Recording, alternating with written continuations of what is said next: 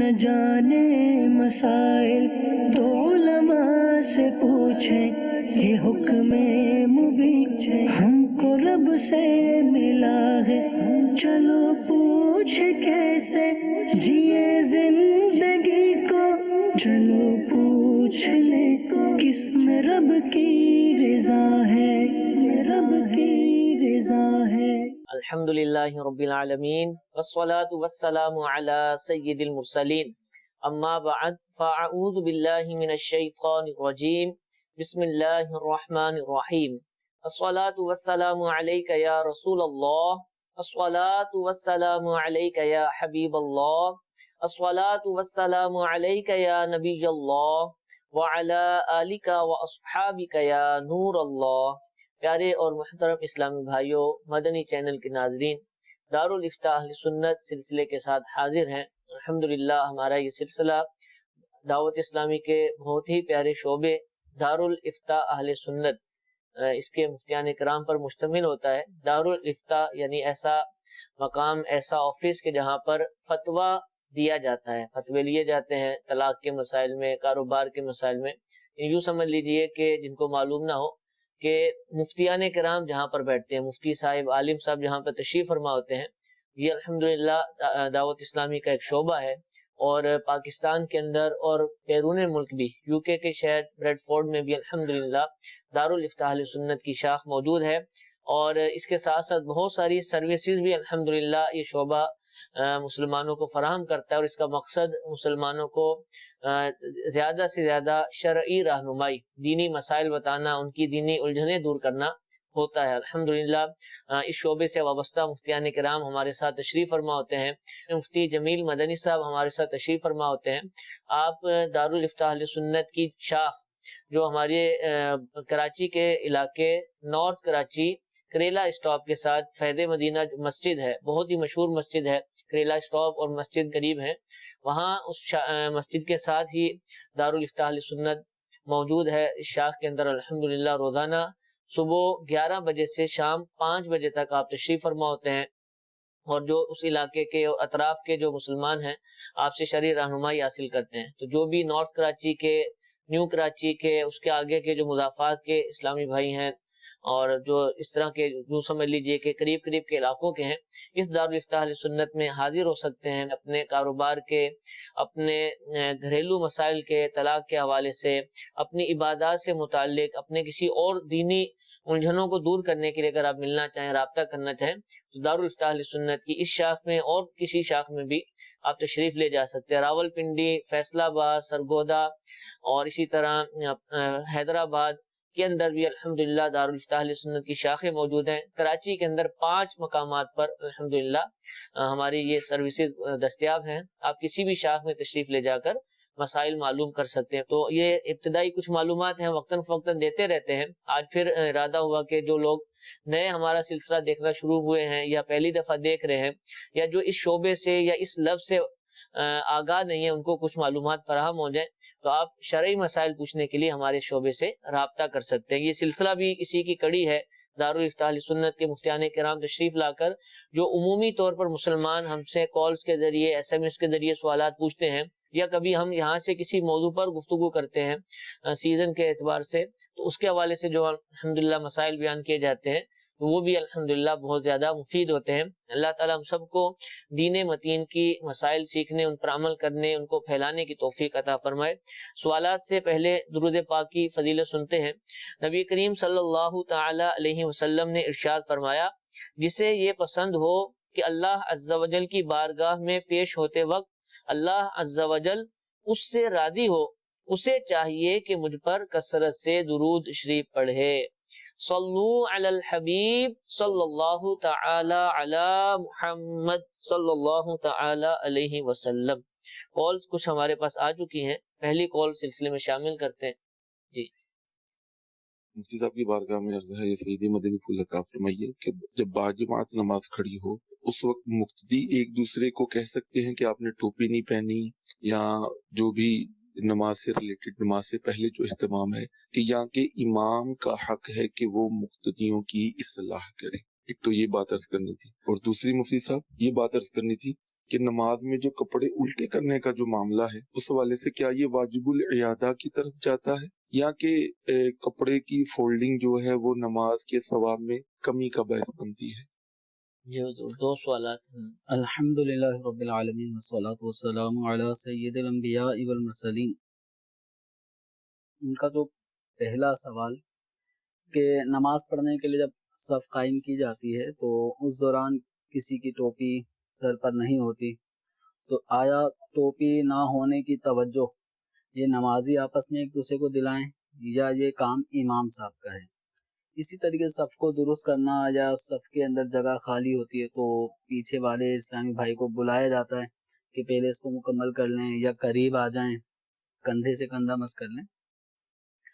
تو دیکھیں یہ امام صاحب اگر اس طرح کی چیز نوٹ کرتے ہیں کہ جس میں کوئی نمازی نماز کی ادائیگی میں کسی کراہت یا خلاف اولا کام کا مرتکب ہو رہا ہے تو احسن انداز میں امام صاحب بھی یعنی سمجھا سکتے ہیں۔ ٹھیک ہے۔ اور یہ کام صرف امام ہی کی ذمہ داری نہیں ہے، ہم مسلمان آپس میں بھی اگر کسی کو کسی نیکی کے کام میں پیچھے ہٹتا ہوا دیکھیں تو ہم بھی اس کو حوصلہ افزائی کر کے تھپکی دیتے ہوئے اس کو اس نیکی کے رستے پر کامل اکمل طریقے سے چلانے کی کوشش کریں۔ اب اس میں معاملہ ہے سمجھانے کا، تو اگر کوئی ننگے سر نماز پڑھ رہا ہے تو ننگے سر نماز پڑھنے کی صورت میں نماز ہو جاتی ہے۔ ٹھیک ہے۔ البتہ بہتر یہ ہے کہ نمازی نماز کے لیے مکمل لباس کا اہتمام کرے، تو مکمل لباس میں مرد کے لیے ٹوپی یا امامہ شریف سے اس کا سر ڈھکا ہوا ہو۔ تو اب اگر کسی نے امامہ شریف نہیں ہے، ٹوپی نہیں ہے، ننگے سر نماز پڑھ رہا ہے تو احسن انداز میں اس کو سمجھایا جائے، اس کی اہمیت بتائی جائے۔ تو اس انداز میں جب کوئی نمازی جب نماز پڑھنے آیا ہے تو وہ جب توجہ ہوگی تو وہ یقیناً اپنی اس کمی کو وہ دور کر لے گا۔ ٹھیک ہے۔ تو احسن انداز میں اگر کسی کو درس دیا جائے گا، سمجھایا جائے گا تو انشاءاللہ اس کی سمجھ میں آئے گا کہ جب نماز پڑھ ہی رہا ہوں تو کیوں نہ کامل و اکمل طریقے سے پڑھوں۔ ٹھیک ہے۔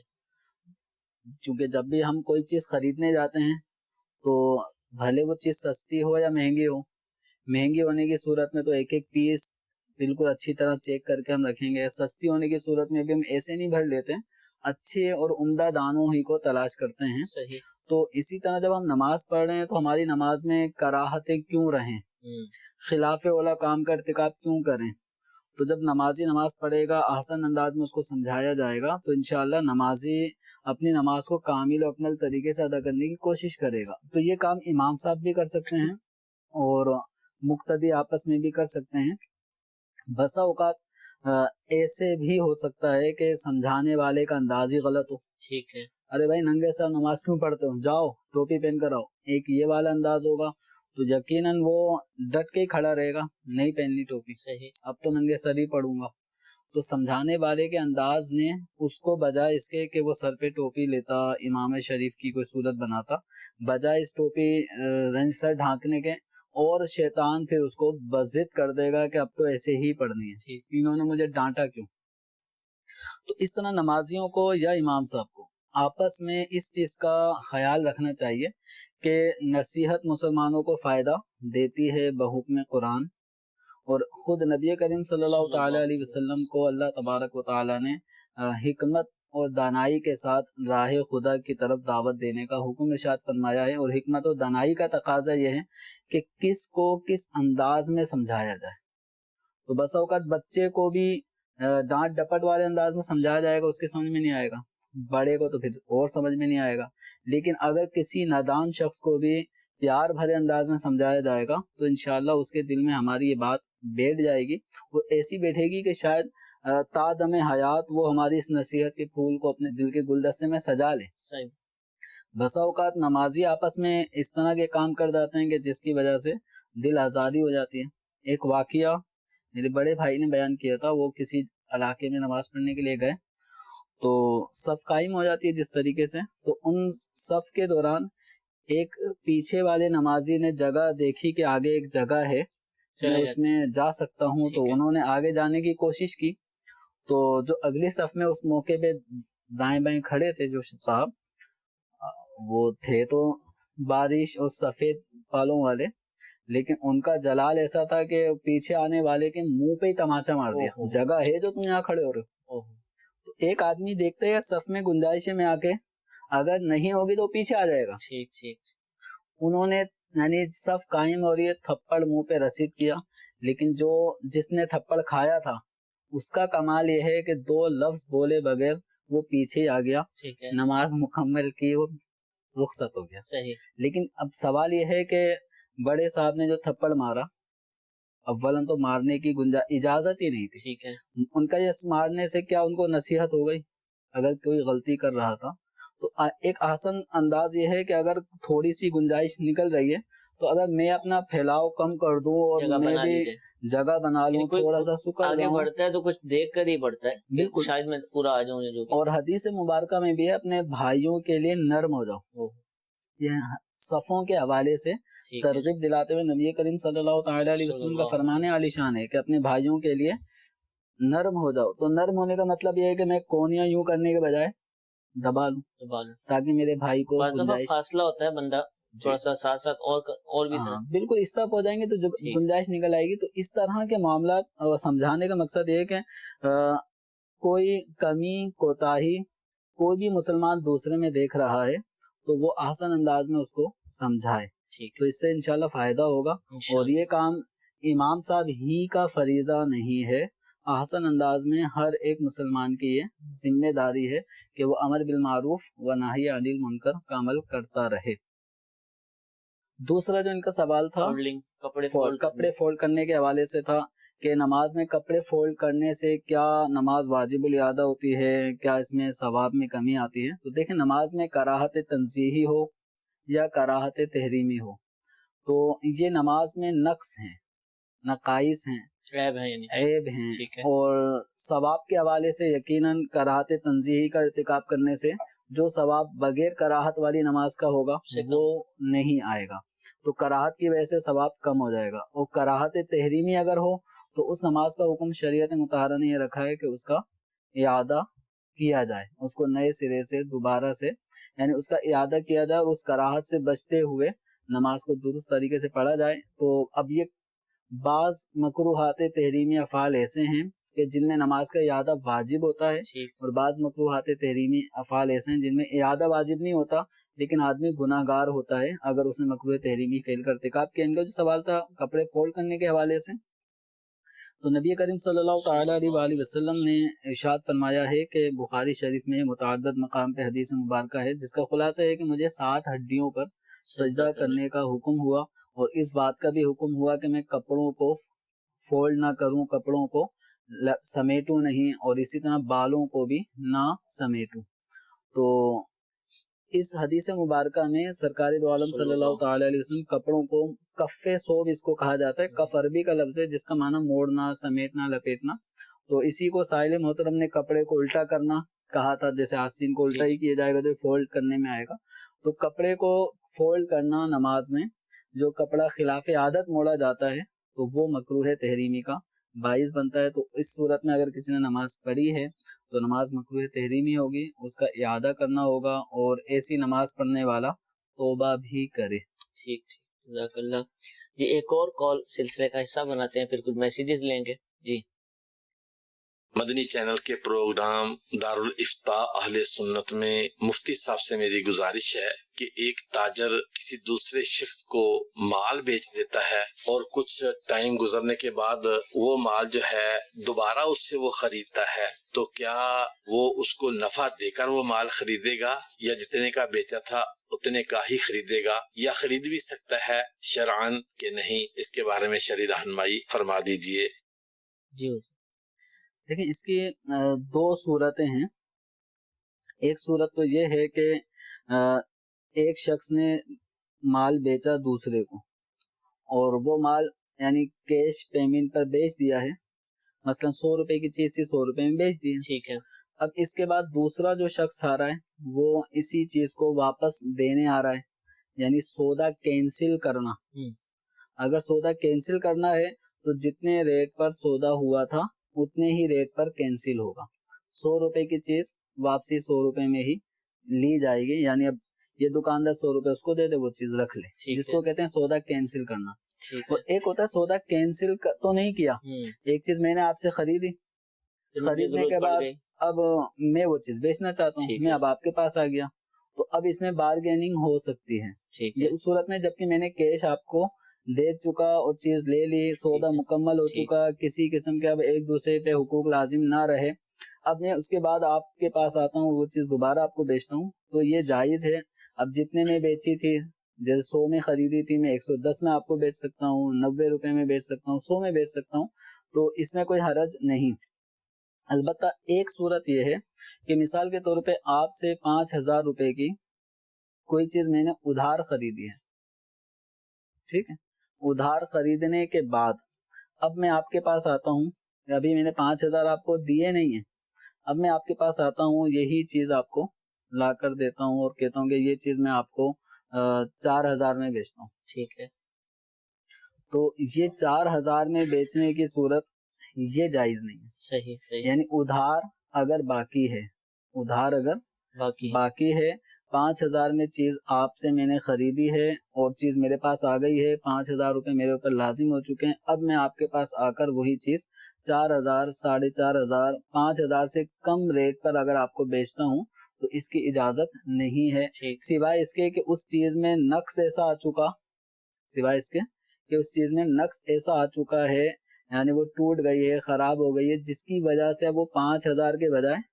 4000 کی ٹھیک ہی ہے، ہو گئی، ٹھیک، مارکیٹ ویلیو اس کی ہو گئی اور اس میں کوئی نقص ایسا آ چکا ہے، عیب آ گیا ہے، تو وہ ایک الگ بات ہے۔ ٹھیک ہے، سیم جس کنڈیشن میں آپ سے لی اسی کنڈیشن میں چیز آپ کو میں بیچ رہا ہوں، ابھی صحیح، میرے اوپر قرضہ ہے ٹھیک ہے، اور آپ کو میں سستے داموں بیچ رہا ہوں، ٹھیک ہے، تو اس کی شرعی اعتبار سے اجازت نہیں ہے۔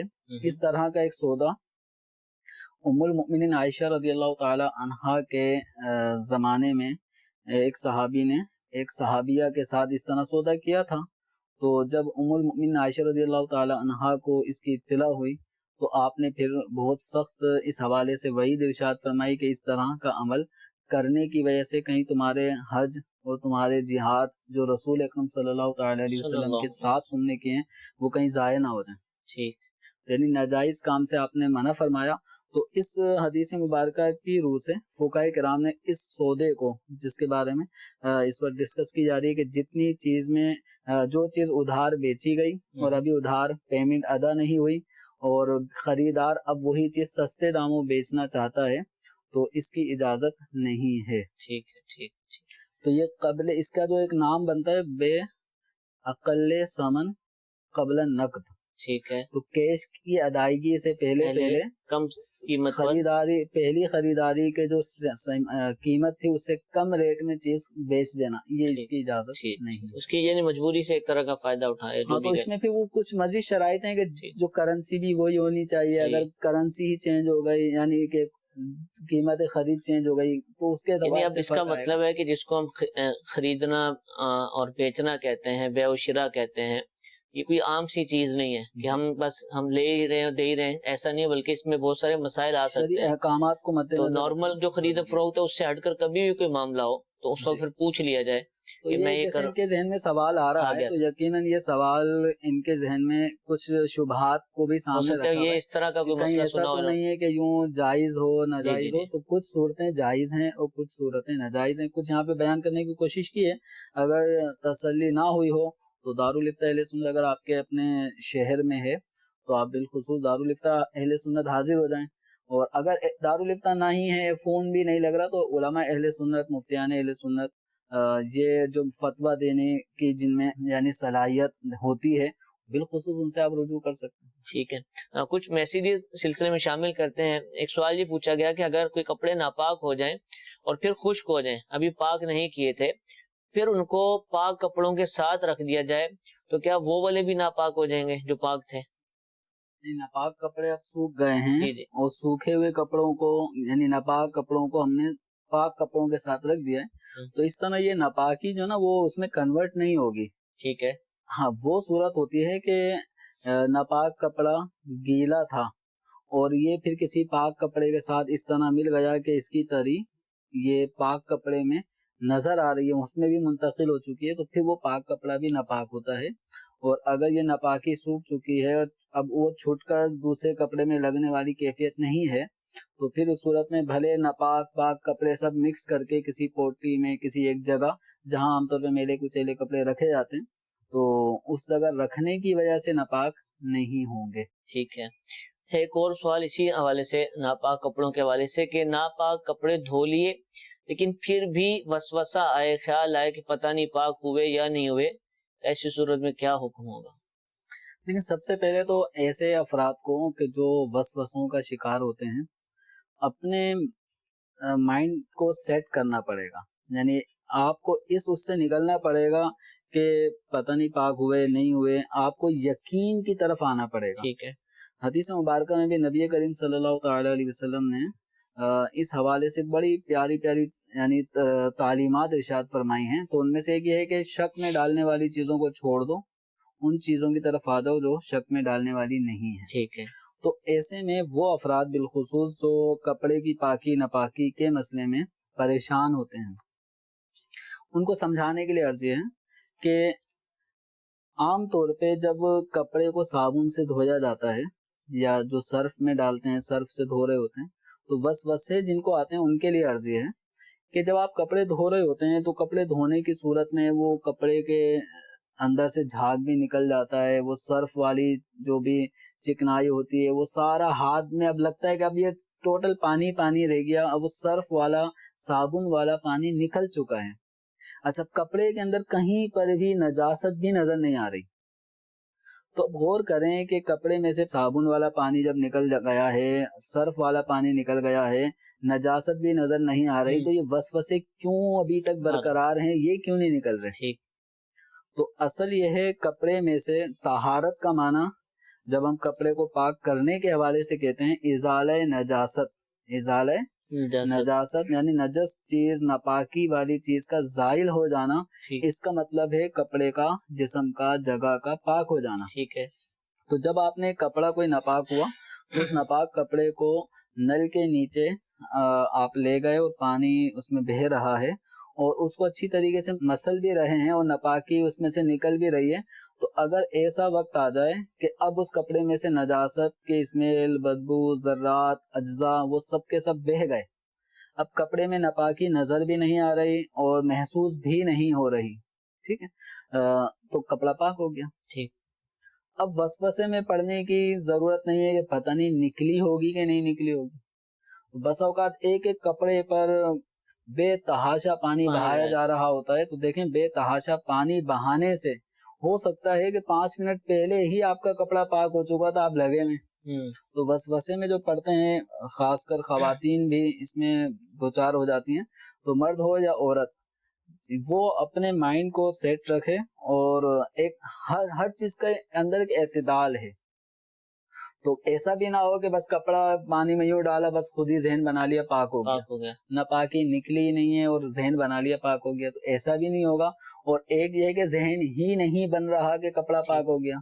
तो इस्लाम जो है ना वो इफरात और तफरीद से हमें बचने का हुक्म देता है, हमें एतदाल पर रहना चाहिए, मियाना रवि को इख्तियार करना चाहिए। और मियाना रवि इस बारे में ये है कि जब आप कपड़े धो रहे हैं, वो कपड़े धोने में नजासत जो दिखाई देने वाली थी उसको इतना धोया कि अब वो दिखाई देना बंद हो गई, उसमें स्मेल भी खत्म हो गई, उसके अज्जा भी खत्म हो गए, कपड़ा पाक हो गया।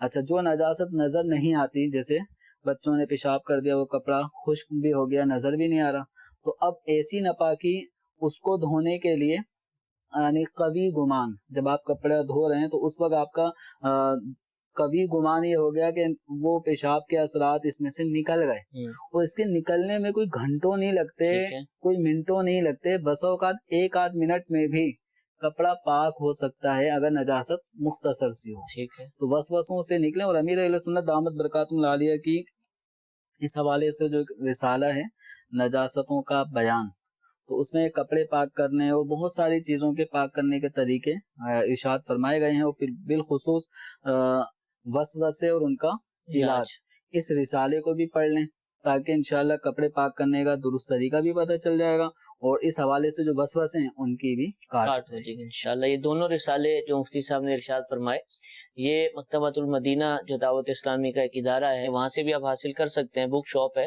اور دعوت اسلامی کی ویب سائٹ سے بھی آپ اس کو ڈاؤن لوڈ کر سکتے ہیں فری آف کاسٹ، اور ساتھ ہی ساتھ دارالافتاء اہل سنت کی جو موبائل اپلیکیشن ہے ہماری شعبے کے الحمدللہ اپلیکیشن میں موجود ہے، اس کی بک لائبریری میں بھی یہ کتاب الحمدللہ موجود ہے، آپ اس کو ضرور بھی ضرور حاصل کریں۔ اور ہماری یہ اپلیکیشن دارالافتاء اہل سنت، اس کو اگر آپ ڈاؤن لوڈ کر لیں گے تو آپ کو انشاءاللہ بہت سارے فوائد حاصل ہوں گے، بہت سارے فتوے پڑھنے کا موقع ملے گا، بہت سارے جو ہماری آپ سلسلہ دیکھتے ہیں اس کے اندر سے جو مخصوص ہم کلپس نکالتے ہیں، مدنی گلدستے نکالتے ہیں، مخصوص سوال جواب نکالتے ہیں، وہ اس کے اندر موجود ہوتے ہیں۔ بہت سارے کورسز جو کہ دارالافتاء اہل سنت کے تحت ہوئے، فرض علوم کورس، تجارت کورس، اس کے علاوہ وہ بھی الحمدللہ اس کے اندر موجود ہوتے ہیں۔ دیگر مفتیان کرام کے بیانات بھی الحمدللہ اس اپلیکیشن کا حصہ ہیں، تو آپ ضرور بے ضرور اس اپلیکیشن کو ڈاؤن لوڈ کیجئے، اس کا لنک شیئر کیجئے، انشاءاللہ یہ بھی ایک نیکی کی دعوت عام کرنے کا ذریعہ بنے گا۔ اللہ تعالیٰ ہمیں اس کی بھی سعادت عطا فرمائے۔ یہ سوال ایک آیا، بڑا یوں کہہ لیجیے کہ ایک اچھا سوال ہے، کہ پوچھ رہے ہیں کہ میں گورنمنٹ ٹیچر ہوں اور میری گاڑی چھٹی سے 30 منٹ لیٹ آتی ہے، کیا چھٹی کے بعد والے ٹائم میں اسکول کے پنکھے کی ہوا میں بیٹھنا جائز ہوگا یا نہیں؟ ٹیچر ہیں یہ سوال کر رہے ہیں۔ اسی طرح اب سوال کیا جا سکتا ہے کہ آفس میں کام کرتے ہیں اور تھوڑا لیٹ نکلتے ہیں، جیسے خاص طور پہ گرمیوں کا دن ہے اور آفس ابھی کھلا ہوا ہے، ان کی ٹائمنگ ختم ہو گئی ہے، ان کو پتا ہے کہ گھر جاؤں گا تو لوڈ شیڈنگ ہے، یا گھر جاؤں گا تو اے سی نہیں ہے، یہاں تو اے سی بھی چل رہا ہے، تو چلو مزید یہاں پر کچھ آرام کر لیا جائے تو وقت تو گزر ہی جائے گا۔ کیا اس طرح کے عمل؟ اس میں اگر جیسے کوئی پرائیویٹ اسکول ہے تو اس میں اس طرح کی اگر صورت حال ہے، جو مالک ہوتے ہیں اسکول کے ان کی طرف سے ہے کہ اگر آپ کی گاڑی لیٹ آ رہی ہے آپ بیٹھ جائیں آرام کرنا، ٹھیک ہے، تو پھر تو حرج نہیں ہے۔ اور اگر کوئی گورنمنٹ کا کوئی ادارہ ہے جس کی ٹائمنگ ختم ہو چکی ہے، اب وہ عرفاً یہ بھی دیکھ لیں کہ ٹائمنگ ختم ہوتے ہی فوراً اساتذہ کو یہ تو آرڈر نہیں ہے کہ اب نکل جائیں سارے کے سارے، تو کچھ نہ کچھ کام نمٹاتے کچھ منٹ اوپر ہو سکتے ہیں، اور وہ کام بھی ان کے اپنے اس ادارے سے ہی متعلق ہوتے ہیں، تو اس حساب سے دیکھ لیں کوئی ایسا کام ان کے ذمے ہو جو اس ادارے سے ہی متعلق ہو، تو وہ کام کرتے کرتے اپنا وہ گاڑی آنے کا اگر ٹائم ہو جاتا ہے وہ ویٹنگ میں بھی اس کام کو نمٹا لیں، تو اس میں کوئی حرج نظر نہیں آتا۔ البتہ کوئی کام بھی نہیں ہے، ٹھیک ہے، اب اس صورت میں پرمیشن بھی نہ ہو کہ جب ٹائم ختم ہو گیا اس کے بعد کوئی وہاں بیٹھے لائٹ پنکھے چلائے، اگر پرمیشن بھی نہیں ہے تو اب پھر لائٹ پنکھوں کا استعمال کرنا کوئی نہ وہ کام ادارے سے متعلق ہو رہا ہے، نہ ادارے کی طرف سے اس طرح کوئی الاؤ ہے، تو پھر اب لائٹ پنکھے یوز نہیں کر سکتے۔ ٹھیک ہے، تو اب یہ دیکھنا ہوگا یہ جس ادارے میں ہیں، جو سوال تو کامن کیا گیا ہے، صحیح ہے، کون سے ادارے میں اس ادارے کی طرف سے کیا کیا سہولیات یعنی ٹائم ختم ہونے کے بعد بھی حاصل ہوتی ہیں نہیں ہوتی، تو یہ دیکھ لیں۔ ٹھیک ہے۔ سوال یہ پوچھ رہے ہیں کہ کیا بغیر گواہوں کے ایجاب و قبول کرنے سے نکاح منعقد ہو جاتا ہے یا نہیں؟ نبی کریم صلی اللہ تعالی علیہ وآلہ وسلم کا فرمان عالی شان ہے، لا نکاح الا بشہود، او کما قال علیہ الصلوۃ والسلام، جس کے بارے میں یہ فرمایا گیا کہ بغیر گواہوں کے نکاح نہیں ہوتا۔ تو اگر مرد یا عورت وہ دونوں آپس میں ایجاب قبول کر لیتے ہیں اور گواہ نہیں ہیں، جو شریعت مطہرہ نے جتنی مقدار بیان کی گئی ہے، تو اس طرح نکاح نہیں ہوتا۔ اب اس کو نکاح سمجھ کے آگے اپنی لائف نکاح والی شروع کر دینا تو یہ پھر بدکاری ہی ہے، جس کو گویا نکاح کے نام سے استعمال کیا جا رہا ہے، تو ایسا نکاح نہیں، بدکاری اور اس نکاح برائے نام نکاح میں کوئی فرق نہیں۔ ٹھیک ہے، اسلامی بہن کی طرف سوال ہے کہ ان کی دوسری شادی ہوئی ہے اور 2 بچے بھی ہیں، اب ان بچوں کے جو والد ہیں ان کا وہ ماہانہ خرچ دیتے ہیں، کہتے ہیں کہ کیا یہ جو ماہانہ خرچ کی رقم انڈرسٹوڈ ہے وہ بچوں کی والدہ تک ہی پہنچتی ہوگی، تو کیا ان کے دوسرے جو شوہر ہیں وہ اس کو استعمال کر سکتے ہیں، لے سکتے ہیں؟ وہ دیکھیں دوسرے جو شوہر ہیں ان کو اپنے ذاتی استعمال میں لانے کی اجازت نہیں ہے، یہ رقم جب بچوں ہی کے لیے دی جا رہی ہے اور ان کے جو بچوں کے اصل والد ہیں وہ بچوں ہی کے لیے دے رہے ہیں، تو دوسرے جو بچے کے سوتیلے والد ہیں جن کے پاس بچے پرورش پا رہے ہیں، تو وہ اس رقم کو اپنے ذاتی استعمال میں نہیں لا سکتے، اس سوائے اس کے کہ اصل بچوں کی والد کی طرف سے پرمیشن ہو، ٹھیک ہے، یعنی اجازت ہو کہ تھوڑا بہت آپ رکھ لیا کریں، استعمال کر لیکن لیا ایسا کریں۔ بہت تو مشکل اگر لگتا ہے۔ اجازت نہ ہو تو پھر سوتیلے والد ان بچوں کی رقموں کو استعمال نہیں کر سکتے۔ ٹھیک ہے، جو دے رہا ہے ظاہر سے تو اپنے بچوں ہی کے لیے دے رہا ہے، تو اگر اجازت ہو تو پھر ہے، لیکن بظاہر یہ مشکل لگتا ہے۔ جی کال چلا دیجیے۔ یہ معلوم یہ کرنا تھا مفتی صاحب سے، ایک شخص کے نکاح میں ایک وقت میں دو سگی بہنیں آ سکتی ہیں یا نہیں؟ جیسے مثال میری بیوی ہے، دوسری ایک میری سالی ہے، کہ میری سالی کی اس کے شوہر کا انتقال ہو چکا ہے، میری بیوی کی سگی بہن ہے وہ، تو معلوم یہ کرنا تھا کہ کوئی بھی شخص ایک ٹائم کے اندر دو سگی بہنیں اپنے عقد میں رکھ سکتا ہے یا نہیں، اور اگر نہیں رکھ سکتا تو اس کی وجہ کیا ہے، یہ معلوم کرنا۔ ٹھیک ہے، تو مفتی صاحب اس میں یہ بھی بتائیں کہ اس طرح کے سوالات ہوں تو خود اپنے لیے سوال کرنے سے بہتر ہے کہ اگر کر پوچھ لیا جائے، تو اس کی بھی کچھ اگر آپ وضاحت فرما دیں۔ یعنی اس طرح کے سوال جو سوال میں جو کام پوچھا جا رہا ہے، اگر وہ کام ناجائز ہو، جی جی، تو سوال پوچھنے کے آداب میں سے یہ ہے کہ آدمی یہ نہ کرے کہ اگر میں ایسا کروں تو کیا حکم ہے۔ یہ آداب میں سے اسی طرح بسا اوقات تو بعض لوگ یہ کہتے ہیں مفتی صاحب اگر آپ سے ایسا ہو جائے اور تو اس کے بارے میں آپ کیا فرماتے ہیں، تو بسا اوقات یہ لوگ سوال کر جاتے ہیں۔ تو ہونا یہ چاہیے سوال اس طرح کے سوال جب کریں، فرضی سوال، کہ ایک شخص اگر دو بہنوں کو اپنے نکاح میں لانا چاہتا ہے، اس کی صورت یہ ہے کہ اس کی سالی کا شوہر کا انتقال ہو گیا، بیوہ ہو گئی، تو اب وہ چاہتا ہے کہ اس کی بھی کفالت یہ شخص کر لے، تو کیا سالی سے بھی نکاح کر سکتا ہے بیوی کے ہوتے ہوئے؟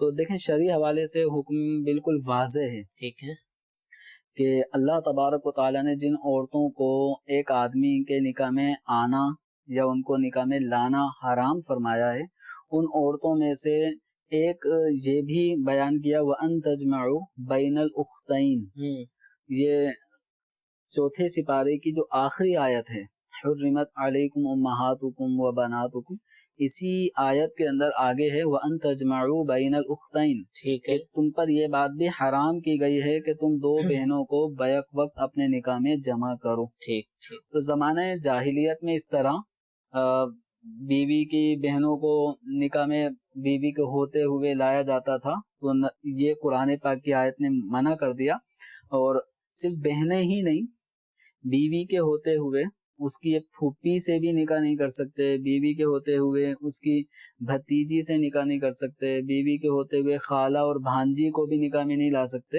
تو احادیث کریمہ میں مزید اور رشتوں کو بھی اس میں شامل کیا گیا ہے۔ تو وَأَن تَجْمَعُوا بَيْنَ الْأُخْتَيْن، دو بہنوں کو اپنے نکاح میں ایک آدمی بیک وقت نہیں لا سکتا۔ تو جو سوال انہوں نے کیا کہ سالی کے شوہر کا انتقال ہونے کی صورت میں، ان کی عدت گزرنے کی صورت میں اب یہ بہنوئی کیا سالی سے نکاح کر سکتے ہیں بیوی کے ہوتے ہوئے؟ تو نہیں کر سکتے۔ ٹھیک ہے، تو وجہ کیا ہے؟ وجہ قرآن پاک میں حکم آ گیا، بس یہی سب سے بڑی وجہ ہے۔ یعنی دلیل کیا ہے اس کے ناجائز ہونے کی؟ تو قرآن پاک میں حکم آ گیا، احادیث کریمہ میں مزید اور رشتوں کو بھی جمع کرنے سے منع کر دیا گیا کہ مرد کسی عورت اور اس کی پھوپھی، اس عورت اور اس کی بھتیجی، عورت اور اس کی خالہ، عورت اور اس کی بھانجی، عورت اور اس کی بہن، ان کو نکاح میں نہیں لا سکتا، جمع نہیں کر سکتا۔ تو اس حوالے سے اب اس کی حکمت کی طرف اگر جاتے ہیں تو فقہاء کرام نے کچھ حکمتیں بھی بیان کی ہیں کہ اللہ تبارک و تعالیٰ کا جو بھی حکم ہے وہ حکمتوں سے بھرپور ہوتا ہے۔ تو دو بہنوں کو جمع کرنے کی جو ممانعت فرمائی گئی، اس کی ایک حکمت جو واضح سمجھ میں آتی ہے وہ یہ ہے کہ ایک عورت نکاح میں ہوتے ہوئے جب آدمی دوسری عورت سے شادی کرتا ہے تو ان دو عورتوں کو ایک لفظ دیا جاتا ہے، ایک دوسرے کی سوکنے ہیں، اور سوکنوں کا جھگڑا، لڑائی، ایک دوسرے کے خلاف پلاننگ، یہ بالکل ہمارے معاشرے میں سب کو پتہ ہے کہ آپس میں سوکنوں کی بنتی نہیں ہے عمومی اعتبار سے۔ تو ایک عورت نکاح میں ہے، اسی کے ہوتے ہوئے دوسری بہن کو بھی نکاح میں لے آئیں گے تو یہ بہنیں ہونے کے ساتھ ساتھ سوکن بھی بن جائیں گی۔ اور سوکن بننے کی صورت میں کیا ہوتا ہے، یہ سوکن بننا یہ ایک فطری طور پہ ایک دوسرے سے تھوڑا سا تنفر پیدا ہوتا ہے۔ تو ایک عورت اپنی بہن سے اس کا صلہ رحمی کرنا واجب ہے، اور ایک آدمی جب بیک وقت دو عورتوں کو، دو بہنوں کو نکاح میں جمع کرے گا تو سوکن ہونے کے اعتبار سے پھر شیطان جو ان میں آپس میں ایک نفرت کا مطلب عنصر پیدا کر دے گا، نفرتیں پیدا ہونا شروع ہوں گی کہ اس کے حقوق زیادہ ادا کرتے ہو، میرے کم. تو بیویوں میں جب آدمی ڈفرینس رکھتا ہے، عدل انصاف مساوات نہیں رکھتا، تو پھر وہ ایک دوسرے کے خلاف مطلب پروپیگنڈے شروع ہو جاتے ہیں. تو ایک بہن اپنی ہی بہن کے گویا خلاف کرے گی اور صلہ رحمی کو بالکل توڑ پھوڑ دے گی اور قطع رحمی کی طرف چلا جائے گا. تو اس حوالے سے دو بہنوں کو ایک آدمی اپنے نکاح میں بیک وقت نہیں لا سکتا. ہاں اگر ایک عورت کو طلاق دے دی، اس کی عدت گزرنے کے بعد پھر نکاح کر سکتا ہے، یا ایک عورت کا انتقال ہو چکا ہے، اب اس کے انتقال کے بعد پھر اس کی بہن سے، عام طور پہ اس طرح بھی ہو جاتا ہے، تو سالی سے نکاح کیا جا سکتا ہے. ٹھیک ہے. سوال یہ پوچھ رہے ہیں، اب یہ نارمل سا ہے لیکن چونکہ ان کے ذہن میں آ گیا تو اس کو بتانا بھی چاہیے کہ اگر میاں بیوی کے درمیان طلاق ہو جائے تو کیا اب بھی وہ ساتھ رہ سکتے ہیں؟ ویسے تو پتہ ہوتا ہے لوگوں کو، لیکن سوال آیا ہے تو اس کا مطلب کنفیوژن ہے. دیکھیں طلاق کتنی ہوئی، ایک ہوئی، دو ہوئی، ٹھیک ہے، تین ہوئی، سوال خالی ہے بذات سے. طلاق رجعی بھی ہوتی ہے، طلاق بائن بھی ہوتی ہے، تو یہ کون سی طلاق ہوئی، اس حوالے سے بھی یہ سوال بذات سے طلاق ہو گئی. جیسے تو لوگ یہ ہے کہ نارمل عام طور پہ یہ سوال کی کنڈیشن یہ ہے کہ اگر 3 طلاقیں ہو چکی ہیں، 3 طلاقیں ہو چکی ہیں، تو اب آدمی کا عورت کا ایک ساتھ میاں بیوی کی حیثیت سے رہنا، یا اس حیثیت کو اختیار نہیں کرتے، دونوں الگ الگ ہی رہ رہے ہیں، تب بھی ان کا ایک کمرے میں رہنا، ایک گھر میں رہنا، دیکھنے والے یہی سمجھ رہے ہیں کہ یہ تو میاں بیوی ہیں، تو اس طرح رہنا جائز نہیں ہے. ٹھیک ہے. ہاں عورت طلاق کی عدت شوہر کے گھر گزارے گی، اور عدت گزارنے تک جو بھی نان نفقہ، جو بھی اخراجات ہیں، جو اس کے حقوق ہیں، وہ شوہر ادا کرے گا. لیکن 3 طلاق ہونے کی صورت میں میاں بیوی ایک کمرے میں نہیں ہوں گے. ٹھیک ہے. شوہر الگ کسی جگہ ہوگا، الگ کسی روم میں ہوگا یا الگ روم میں ہوگی، اور ایسے میں عورت کے ساتھ اگر حالات خطرات والے ہوں تو عورت کے ساتھ کوئی نہ کوئی یعنی پختہ عورت بھی ہونی چاہیے تاکہ وہ شوہر کے معاملات سے اس کو روک سکے. تو اس میں یہ ہے کہ 3 طلاقیں ہو جانے کی صورت میں عورت اور مرد یہ آپس میں ایک دوسرے پہ حرام ہو چکے ہوتے ہیں. اب ان کا ایک ساتھ میاں بیوی کی حیثیت سے رہنا ناجائز، حرام اور گناہ کا کام ہے. دوسرے لفظوں میں یہ کہیں کہ اب جو کچھ بھی ہوگا وہ ایک بدکاری والے معاملات ہوں گے.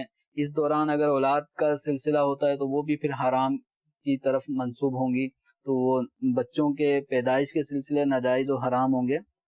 اس حوالے سے خوف خدا کرتے ہوئے مرد اور عورت کو ایک دوسرے سے بالکل علیحدہ ہو جانا چاہیے، اور حکم شرع کے مطابق جو احکامات لاگو ہوتے ہیں ان پہ عمل کرنا چاہیے. ٹھیک ہے. تو سوال یہ ہے کہ کیا منگل کے دن کوئی نیا کام شروع کر سکتے ہیں؟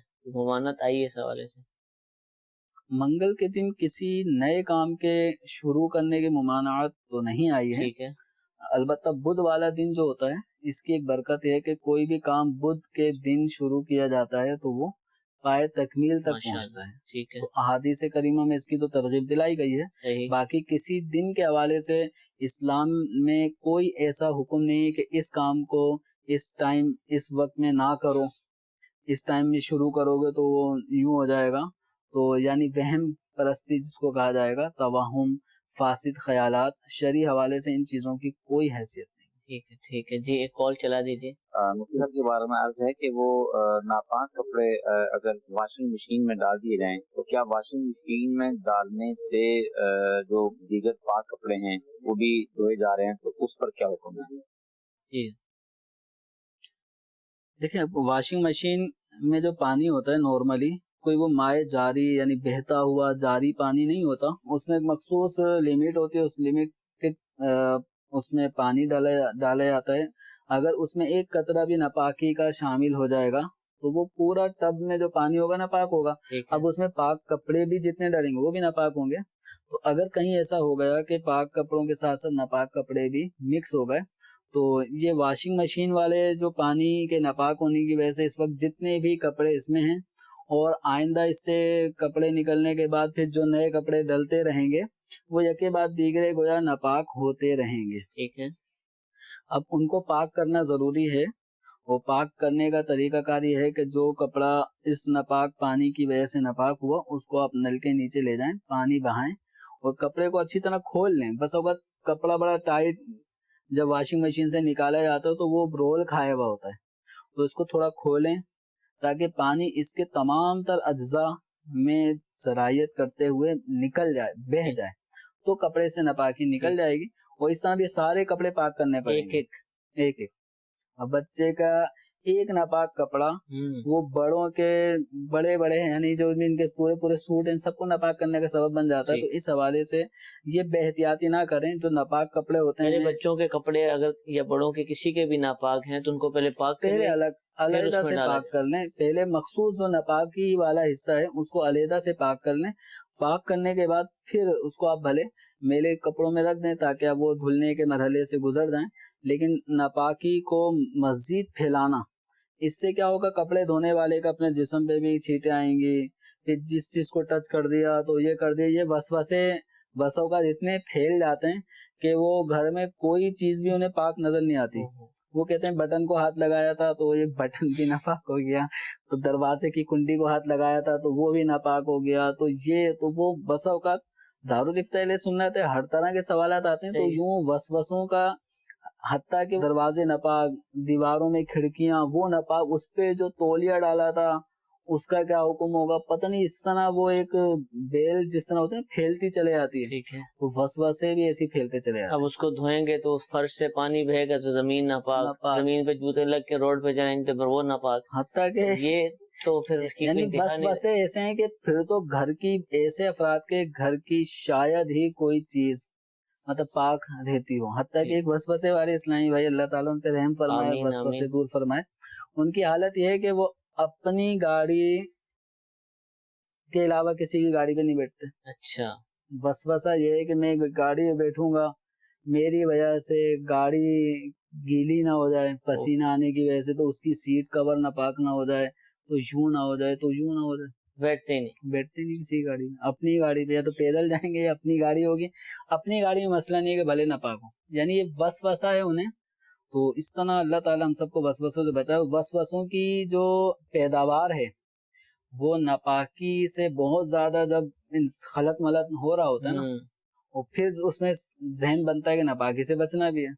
تو ناپاکی پہلے اتنی پھیلائی کیوں کہ جس کی وجہ سے وسوسے آ رہے ہیں. تو اس لیے وسوسوں سے بچنے کی ایک صورت یہ ہے کہ کسی بھی چیز کو پاک کرنا ہو تو پراپر طریقے سے پہلے اس کو پاک کر لیں تاکہ اتنا گمبھیر مسئلہ نہ ہو. ٹھیک ہے. اور خاص کر اس حوالے سے اللہ تعالیٰ کی بارگاہ میں دعا بھی کرتے رہا کریں. اللہ تعالیٰ میں یہ مرض ہے ایک طرح کا، اس سے نجات عطا فرمائے.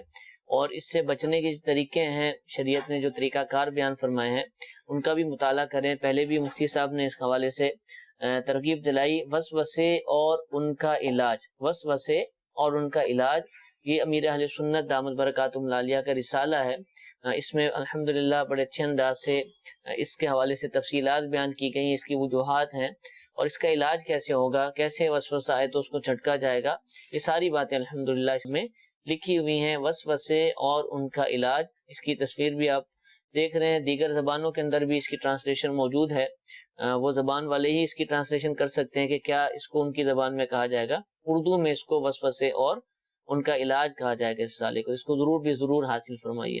ایک کال سلسلے میں مزید شامل کرتے ہیں. میرا سوال یہ ہے کہ عہدہ کرتے ہیں، ڈیل کرتے ہیں، وہ کام کا ایگریمنٹ کرتے ہیں، تو اگر آپ کو پتہ چلتا ہے کہ اس میں جو نا ابھی تھوڑا سی گڑبڑ ہے تو کیا وہ معاہدہ توڑ سکتے ہیں؟ اسے گناہگار تو نہیں ہوں گے؟ دیکھیں، عمومی اعتبار سے جو وعدہ کیا جائے، عہد کیا جائے، اس کے بارے میں ہمیں حکم یہ اوفو بالعقود، اپنے جو عقد ہیں، باہمی معاہدے ہیں، جو سودے ہوئے ان کو پورا کرو. اور سودا یا معاہدے کو پورا کرنا یہ مسلمانوں کا ایک وصف ہے. اور کیے ہوئے معاہدے کو توڑ دینا بلا عذر شرعی یہ نفاق کی علامات میں سے ہے کہ جب کوئی معاہدہ کرے تو دھوکہ دے دے. تو اب بسا اوقات بعض ڈیلر ایسے ہوتے ہیں جن کو پتا ہوتا ہے کہ یہ ہم نے چیز دینی تو ہے ہی نہیں، اینڈ میں منع کر دیں گے پیسے لے لو، بعد میں اس کو رلاتے رہیں گے. تو یہ ڈیلنگ کر لیتے ہیں، سودے کر لیتے ہیں، پھر کینسل کی طرف چلے جاتے ہیں. اب کینسل کی طرف چلے جانے کی صورت میں پیسے بھی بر وقت ادا کر دیں تو اس کو ادائیگی میں رلاتے ہیں. تو جن کو پتا ہے کہ سودا ہم کر رہے ہیں اور ہم نے اس کو آگے چل کے توڑ ہی دینا ہے، اس کو وفا نہیں کرنا، تو سودا کرنا ہی نہیں چاہیے۔ اور اگر کسی نے سودا کیا، معاہدہ کیا، عقد ہو چکا ہے، اب کسی بھی شرعی وجہ کی بنا پر اب اس کو وہ پائے تکمیل تک نہیں پہنچا سکتا، تو پھر باہمی رضامندی کے ساتھ اس عقد کو، سودے کو کینسل کیا جا سکتا ہے۔ ٹھیک ہے، مثال کے طور پر میں نے آپ سے کوئی چیز خریدی، اب خریدنے کے بعد اب مجھے لگتا ہے کہ یہ میں نے جو خریدی ہے اس کی ضرورت نہیں تھی، اس کو ختم کر دینا چاہیے، یعنی واپس کر دینا چاہیے، تو اس کو کہتے ہیں اقالہ، ٹھیک ہے، کینسل کرنا سودا۔ ٹھیک ہے، تو اب اگر مجھے اپنے خریداری کے بعد احساس ہوتا ہے کہ اس کے بغیر بھی رہ سکتا تھا، اس کی حاجت نہیں تھی، اس کو واپس کر دیں، تو سودے کو اب میں کینسل کرنے جاتا ہوں، تو آپ اس معاملے میں اگر میری مدد کرتے ہیں تو ٹھیک ہے۔ تو اب یہ کہ کون سی ڈیلنگ کیوں یعنی ختم کی جا رہی ہے، تو بسا اوقات بلا عذر شرعی اس کو ختم کیا جا رہا ہوتا ہے، بسا اوقات شرعی وجہ آ جاتی ہے جس کی وجہ سے آدمی ختم کرنے کی طرف جا رہا ہوتا ہے، تو یہ سب چیزیں دیکھنی پڑیں گی۔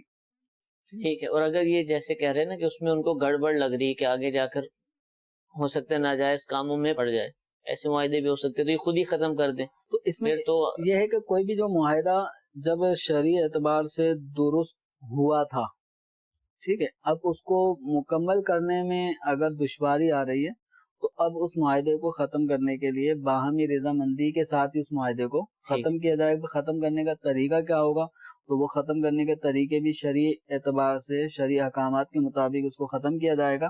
اب بس اوقات ایک آدمی مکان خریدتا ہے، مکان خریدنے کی صورت میں جو عام طور پہ 10% اماؤنٹ جو دے دی جاتی ہے، ٹوکن جس کو کہا جاتا ہے، تو کچھ نہ کچھ فیصد اماؤنٹ دے دی، اب اس کے بعد اس کو لگتا ہے کہ یہ میں ادائیگی نہیں کر پاؤں گا، ٹھیک ہے، یعنی اس نے جس رقم کے بحاف پہ سودا کر لیا تھا وہ رقم ہی آنا بند ہو گئی، یا اس کو ویسا نقصان ہو گیا کہ وہ نہیں کر پائے گا، اب وہ سودا کینسل کرنے کی طرف جاتا ہے، بیچنے والا آدمی اس سے کہتا ہے کہ بھائی اب جو آپ نے ٹوکن منی دی تھی وہ اب آپ کو نہیں ملے گی، ضبط ہو جائے گی، تو یہ والا طریقہ جائز نہیں۔ تو ابھی اس حوالے سے جب کسی آدمی کو معاہدہ کینسل کرنے کی طرف وہ جانا پڑ رہا ہے کہ وہ نہیں کر پائے گا، اور اگلے شخص کو بھی پتہ چل جاتا ہے کہ یہ خریدار نہیں کر پا رہا، پیسوں کا جو اس کو آسرا تھا وہ آسرا ختم ہو چکا، تو اس کو چاہیے کہ اگر معاہدہ کینسل کر رہا ہے تو کینسل کرنے کی صورت میں اس کے تمام تر تقاضوں کو بھی پورا کرے، ان میں سے یہ جو رقم لے لی تھی وہ رقم اس کو واپس کر دیں۔ ٹھیک ہے۔ آخری سوال کا جواب عطا فرما دیجیے کہ آب زمزم شریف یہ اگر کوئی بیٹھ کر پیتا ہے تو کیا گناہ گار ہوگا؟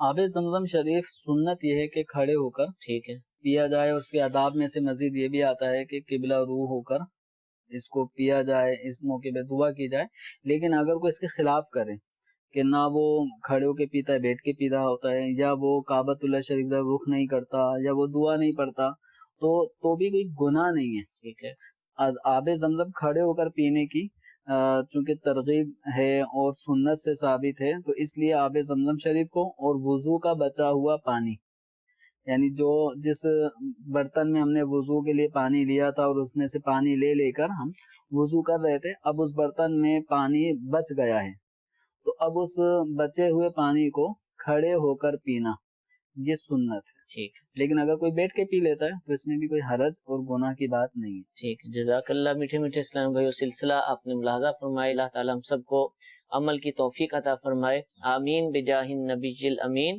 صلو علی الحبیب صلی اللہ تعالی علی محمد صلی اللہ تعالی علیہ وسلم۔ نہ جانے مسائل تو علماء سے پوچھیں، یہ حکم مبین ہم کو رب سے ملا ہے، چلو پوچھ کیسے جیے زندگی کو، چلو پوچھ لے کس میں رب کی رضا ہے، رب کی رضا ہے۔